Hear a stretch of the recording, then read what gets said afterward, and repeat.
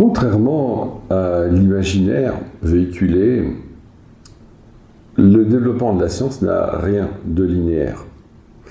Il a fallu attendre plus de 2000 ans pour que, depuis l'époque d'Aristarque de Samos, on finisse par se rendre compte que peut-être que c'est bien les planètes qui tournent autour du Soleil. Toutes sortes d'objections, toujours plus ou moins dingues, avaient été faites à l'époque pour ça. Si la Terre tourne, les oiseaux voleraient plus vite dans un sens que dans l'autre. Ce sont tous les arguments qu'on a resservis à l'époque à Galilée. Et réellement, la lutte disproportionnée entre l'industrie et ses moyens illimités et les homéopathes qui ont foutu un coup de pied magistral à toute la médecine tout au long du 19e siècle, jusqu'au début du 20e, quand Rockefeller a décidé de faire une médecine chimique basée sur ces produits pétrochimiques, eh bien, on se rend compte que le développement de la science n'est pas linéaire. Cependant, il est clair qu'une fois qu'une vérité scientifique a été découverte, vous pouvez au mieux la retarder, ici de 2000 ans pour l'héliocentrisme, et j'espère que l'homéopathie ne demandera pas 2000 ans pour son développement. Ça fait 200 ans que Hahnemann a fait ses découvertes, et tout est fait, soit pour les masquer, les occulter, soit les ridiculiser. Vous comprenez bien, nous avons affaire à des gens qui sont prêts à être absolument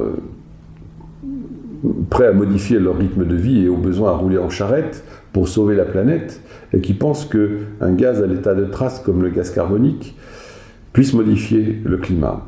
Et ces mêmes personnes vont se ficher de nous en pensant que la dose dynamisée ne puisse pas avoir la moindre action, puisque la chimie nous prouve que. Il faut beaucoup se méfier en science de l'objection de la négation.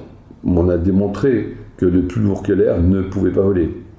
Manque de bol, les frères Wright n'étaient pas au courant de la démonstration et ils l'ont fait. Donc, ces arguments négatifs sont toujours faux parce que vous servez évidemment d'une science qui sera démodée chaque fois que ce sera une science qui ne reposera pas sur des lois.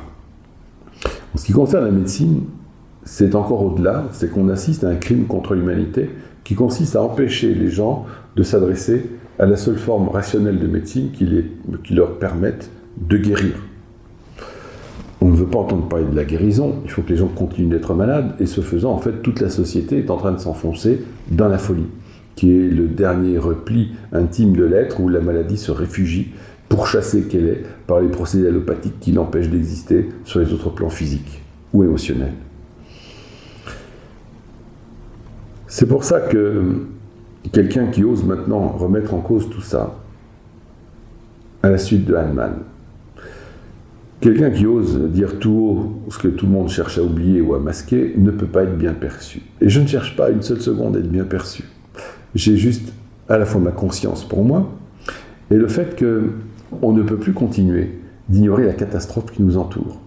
C'est pour cela qu'il faut apprendre à nouveau à réintégrer les chemins de la pensée, ce qui a fait la gloire de l'Occident, la pensée rationnelle.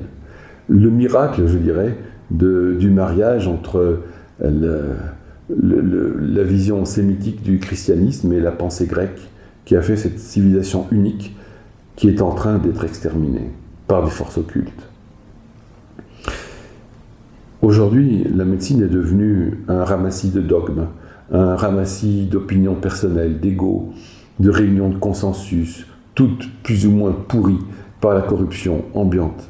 Comment voulez-vous que ça continue ?